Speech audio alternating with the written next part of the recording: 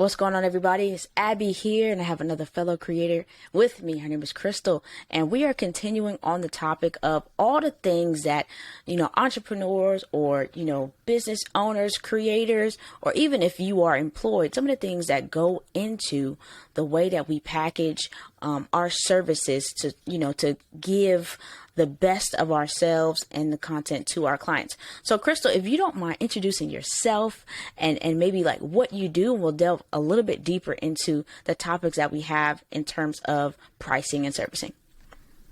Okay. Well, hey, I am Krystal Horne. I am a photographer and communication specialist here in Douglasville, Georgia. I have a little photography business, Krystal Horne Photography, which I do on the side part-time. My current occupation is a communication specialist at the Water and Sewer Authority here in Douglasville, Douglas County. So yeah, hi. Yeah, and that's awesome. So the first thing I want to break down is experience, right? So that's a key thing that I've always wanted to touch on, so people know the backstory to why we can establish the authority behind the things that we're doing. So yeah, give us a little bit of backstory on your experience and how it's been able to get you to this point. So I would say my love of photography actually started in middle school. I'm a military kid, so I've moved around. So this was Bearden Middle School in Knoxville, Tennessee. And my teacher she just really influenced my love of photography. And I'm talking the old school photography where you got to take the film out of the camera and develop it. Like, I really fell in love with the entire process, not just taking photos. And that love of photography grew even in college. University of West Georgia, I was a mass communications major. Didn't have the opportunity to take a lot of photography classes, and even attempted to do another degree after I graduated, which didn't end up panning out too well. So over the last decade or so, I've just been not really working with mentors, but just kind of learning from mentors. Joined the camera club here in Douglasville. The president, she's amazing. Shout out to Janet Newton. And I've just been practicing because, practice makes progress. And that's just been my whole process, learning new things, buying new lenses. I'll never forget the first time I bought a 50 millimeter lens for my camera. And I was like, oh, this is gorgeous. So, I'm just constantly trying to teach myself. Maybe one day I'll get a graduate certificate or an associate's degree in photography, but that's just kind of been my experience. Just seeking out different sources of learning. And so I want to bring out something that you said that was key, was practice makes progress. And so even in terms of experience, the more you practice, the more reps you put in, definitely you develop that eye for certain thing, or you just develop more, for lack of a better term, experience. So the more that you practice, you're just continuing to develop yourself and to get better. And it comes where it doesn't always necessarily have to be with a degree. And I'm sure you've self-taught yourself a number of different things from probably YouTube University, or purchased a number of different courses and things of that nature. But even when it comes to having the knowledge to know that you can upgrade your camera lens, or even developing the knowledge to know, let me get a 50 millimeter because it can do X, Y, and Z, and now I want to experience that. So when it comes to that, those are some of the things that I definitely want to highlight, is because it's the time that you put in to have the camera in your hand and to develop your love for the natural process, or grow, coming into this digital age. So tell us how, so you already told us the time you've been, working on this since middle school, and now because of your love and interest and experience in it, it's grown into a career, and you also have a side business. So I'd be interested to know, when it comes to how you service your clients for your business, and you can even compare it to the position that you currently hold. What things do you take into consideration in terms of pricing and in terms of services that you want to offer them?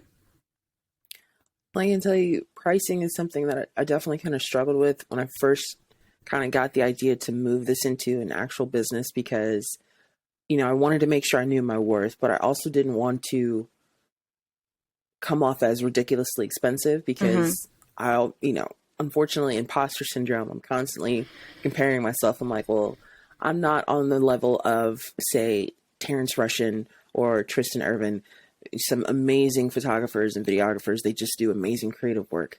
But I also wanted to really put myself out there. So I take into account people's budgets. Pandemic has just really upended everything, as we already know. But I also have it to where I can obviously not make a lot of money, but make some sort of profit. So, for example, I do portraits, specifically headshots, and I charge at the moment I charge $50, but I offer the option of 3 outfit changes, and I've gotten a lot from that. But at some point, I'm gonna have to be like, all right, maybe now's the time to maybe raise it up just a smidge. Event photography. I've had the opportunity to shoot some amazing events. For example, a Galentine's Day event at the Avenue at West Cobb. I through a friend, through word of mouth, I charged $80 an hour. That may not seem like much for a 2-hour event, but it's something. It's a start. It's trying to build that foundation and kind of build that repertoire and build that portfolio to where, maybe one day I could be like Terrence, a mutual friend of ours, and shoot Shaky Knees Festival or something. I always bring up Terrence and Tristan because I've been in love with their creative work since college, and they've just been a real kind of big influence, local influence. Terrence going to all these amazing concerts, Music Midtown, Shaky Knees, all these other festivals and whatnot, and just these amazing, crisp, vibrant photos. I'm thinking, eventually that's where I want to be. I mean, maybe not shooting like music festivals, but that kind of creative work. So. And definitely, I commend both of those creators. They're amazing. I went to high school with Tristan. So what I want to bring out, you mentioned something about honoring people's budgets, and I just want to put out there that not all creators we're not trying to all price gouge and make our full salary from 1 or 2 gigs and things of that nature. But what are some of the things that you feel that people need to take into account, or even for yourself? What is the next thing that you're looking to experience or acquire to where you will raise your price? I think the first part of your question, people need to understand that this perception of, you just take photographs, it's so much more than that. It's paying for not only our experience, but for us to maybe continue or expand that experience. Our equipment, camera equipment is not cheap. A 50 millimeter lens somewhere could be like upwards of $100.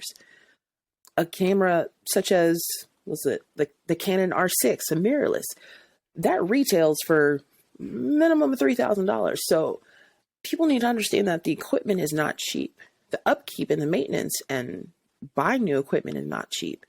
Lighting materials, soft boxes, depending on whatever kind of photography you're doing, whether it's event photography, portraits, maternity, wedding, there's a lot that goes into it.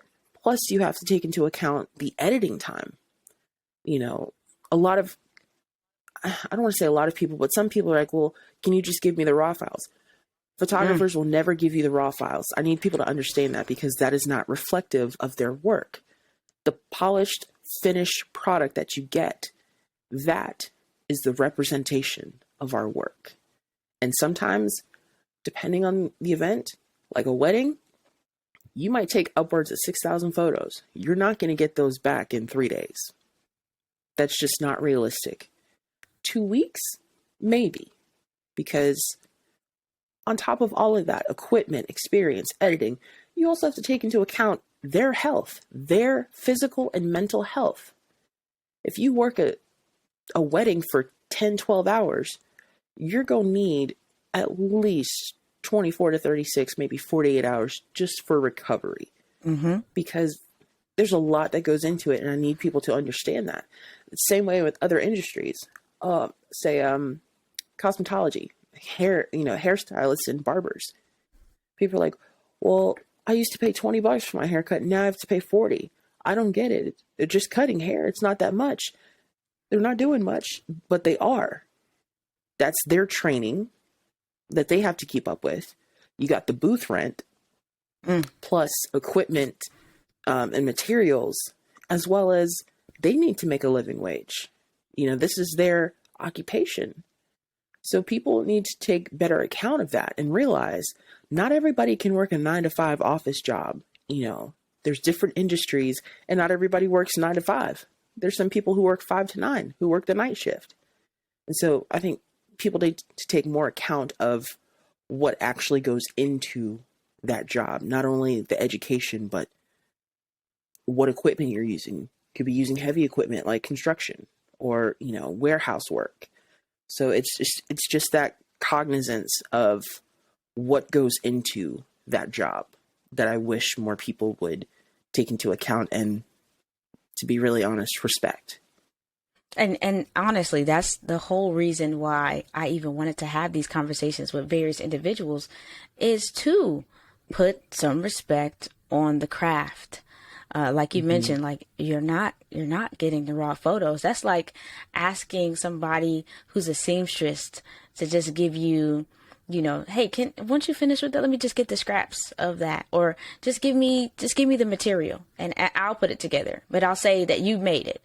Like, can you imagine, like, a Vera Wang wedding dress, and it's like, just give me the silk, and the beads. I just want it from you, and I will say I say you made it, but I'm gonna make it. And they're like, absolutely not. If I'm gonna put my name on it, it's gonna be something that I'm proud to showcase to the world. Well, listen, Krystal, I'm so happy that you took the opportunity to spend some time with me and bring some more things to light and how we can help one another and our clients, because, we love our clients. We need you guys. Honestly, we need you all a lot.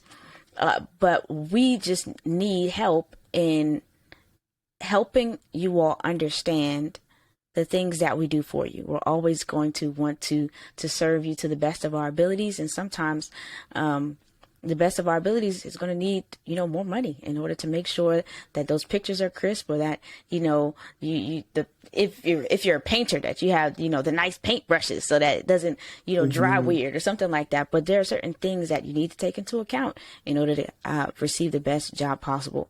So, is there first of all, yes, if there's places and spaces that people can follow you, I'd like you to share that information with us.